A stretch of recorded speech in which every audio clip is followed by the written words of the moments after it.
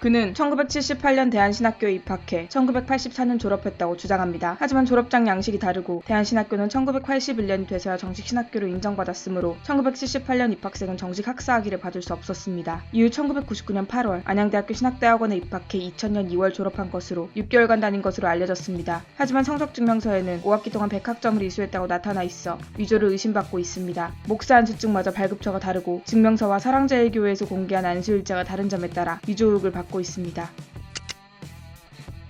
2019년 1월 보수 성향의 기독교 단체인 한국기독교청연합회 대표회장으로 당선됐는데 당시 한기총은 각종 비리로 교단의 70% 이상이 탈퇴한 허울뿐인 단체였습니다. 정광훈은 한기총 회장이 된 후 한기총의 이름으로 문재인 정부 퇴진운동 등을 주도하는 등 한기총을 일명 정치질에 이용한다는 비판을 받았습니다. 이런 행보와 더불어 이단으로 알려진 한 목사로부터 5억 원의 뇌물을 받고 한기총 회원으로 받아들였다는 의혹을 받았고 이러한 이단 옹호로 인해 자신이 속해 있던 대한예수교 장로회 백석대신 총회로부터 면직 처분을 받아 목사직을 박탈당했습니다. 하지만 자신은 제명 전 교단을 탈퇴하고 예장대신 복원이라는 새로운 교단을 차렸기에 목사직을 유지할 수 있다고 주장하고 있습니다. 2020년 1월 또다시 한기총 26대 회장 선거에 도전해 기립박수로 당선됐는데 당시 총회 대의원들을 배제한 채 진행해 의결권과 선거권을 침해했다는 법원의 판결로 2020년 5월 직무정지 판결을 받았습니다.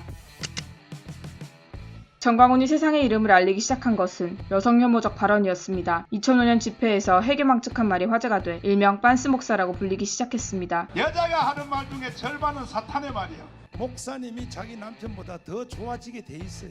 이라는 여성 혐오적이며 편협한 사고를 드러내는 말을 서슴지 않았습니다. 이 밖에도 하나님 꼼짝마 하나님 까불면 나한테 죽어. 이 말은 신성모독 발언으로 교계의 강도 높은 비판을 사기도 했습니다.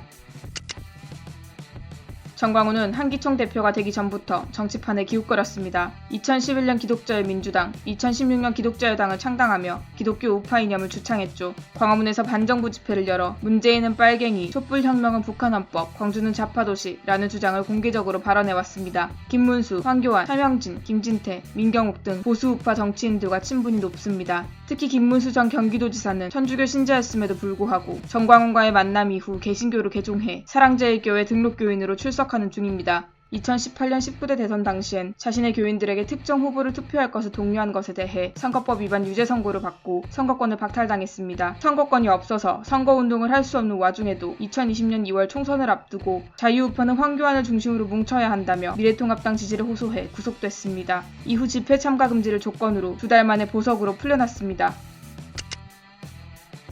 그는 2020년 코로나19가 대한민국을 강타한 2월 이후에도 대규모 집회를 강행했습니다. 2월 5만여 명이 모인 광화문 집회에 이어 3월부터는 사랑제일교회에서 매주 수백 명이 모이는 집회가 이어졌죠.